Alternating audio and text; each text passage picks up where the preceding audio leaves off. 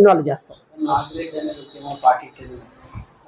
అవన్నీ తర్వాత విషయాలు. ఇప్పుడు ఒక్కొక్కరికి మతాలు పార్టీలు వేరు వేరు, బట్ ఇందులో నేరం ఎవరు చేశారు, ఏ పార్టీ అయినా చర్య తీసుకుంటాం, దానికి పార్టీలతో సంబంధం లేదు.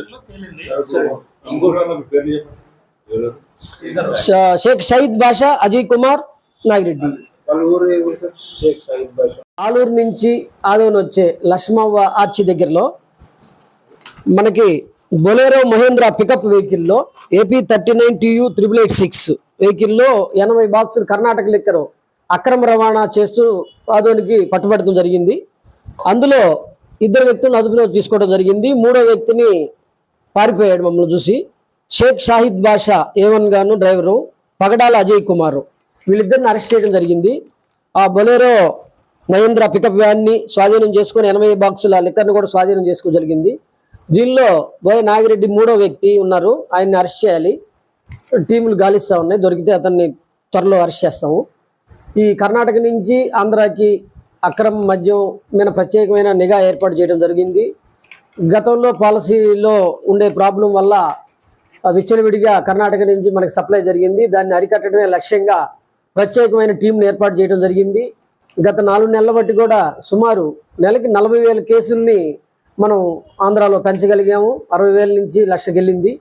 సో అంతే, గతంలో ఈ రెవెన్యూ తగ్గినట్టే గవర్నమెంట్కి. సో ఇప్పుడు దాన్ని ఏమాత్రం తగ్గకుండా, మన సేల్ తగ్గకుండా అక్రమ మద్యాన్ని పూర్తి స్థాయిలో అరకట్టడం జరుగుతుంది.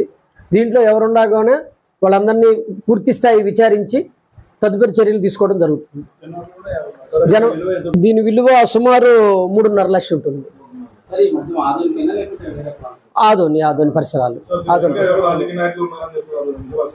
రాజకీయ నాయకులు ఎవరు సమాచారం రాలేదు, బట్ ఇది పెట్టి గ్యాంగ్స్ లాగా చేస్తున్నారు. వీళ్ళందరినీ ఖచ్చితంగా అరగడతాం. PD యాక్ట్ కూడా రెడీ చేస్తాం. నెక్స్ట్ ఎవరెవరు ఉన్నారో కొన్ని ఐడెంటిఫై చేసాము. ఇంకెవరెవరు ఉన్నారు దీని వెనక వ్యక్తులు కానీ, గతంలో కేసుల్లో కానీ, వాటన్నిటిలో సమగ్రంగా విచారించి మిగతా కేసుల్లో కూడా ఎవరెవరు దీని వెనక బ్యాక్గ్రౌండ్ ఉంటున్నారు, వీటికి తెచ్చేదానికి, వీళ్ళకి ఆర్థిక సాయం ఎవరు చేస్తున్నారు, వీళ్ళందరి మీద కూడా చర్య తీసుకోవడం జరుగుతుంది. ప్రస్తుతం అటువంటి మాకు నిర్ధారణ కాలేదు. ఏమున్నా కానీ చర్యలు తీసుకోవడం జరుగుతుంది. గతంలో పారిపోయిన అతని మీద కేసులు ఉన్నాయి, వీళ్ళ మీద లేవు, కొత్త వాళ్ళు ఉన్నారు. సో అతని మీద గతంలో కూడా కేసు ఉంది. మిగతా ఇన్వెస్టిగేషన్ చేసి ఇంకెవరెవరు ఉన్నారు దాని మీద వాళ్ళ మీద పూర్తి స్థాయిలో చర్యలు తీసుకోవడం జరుగుతుంది. అవునవును, ఉంది. ఫిబ్రవరి 1st వీక్ లో 50 పెట్టెలు జరిగింది, 10 పెట్టెలు ఒకటి దొరికింది, 5 కేసులు ఒకటి దొరికింది. కేసుల విషయంలో ఎటువంటి కాంప్రమైజ్ లేదు. అక్రమ మద్యం విషయంలో ఉక్కుపాదం మోపడమే. దాని వెనక ఎవరున్నా, రాజకీయ నాయకులున్నా, రౌడీలున్నా, ఎవరున్నా కానీ వదిలిపెట్టే ప్రశ్నే లేదు. తలొగ్గేది ఒత్తిడికి లేదు. వీటిల్లో కేసులు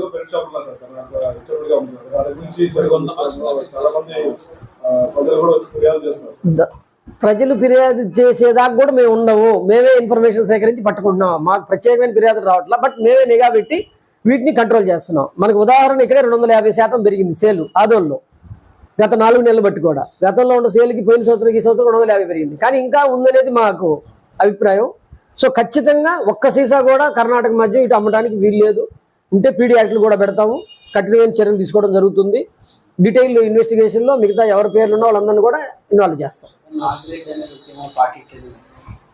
అవన్నీ తర్వాత విషయాలు. ఇప్పుడు ఒక్కొక్కరికి మతాలు పార్టీలు వేరు వేరు, బట్ ఇందులో నేరం ఎవరు చేశారు, ఏ పార్టీ అయినా చర్య తీసుకుంటాం, దానికి పార్టీలతో సంబంధం లేదు. షేక్ షహీద్ బాషా, అజయ్ కుమార్, నాగిరెడ్డి. ఆదోని. ఇందులో మీరు చెప్పింది కూడా కొంత వాస్తవం ఉంటుంది. మన సిబ్బంది ఉన్నారు, చెక్ పోస్టులు, CIలు, SIలు ఉన్నారు, లిమిటెడ్ సిబ్బంది ఉన్నారు.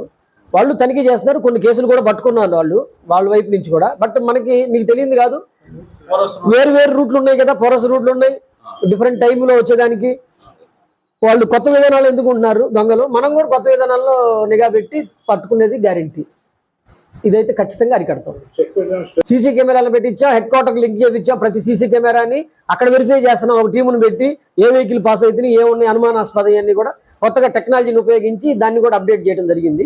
ఇంకా పటిష్టమైన నిఘా ఏర్పాటు చేస్తాం. ఇంకొకరు అరెస్ట్ చేయాలి.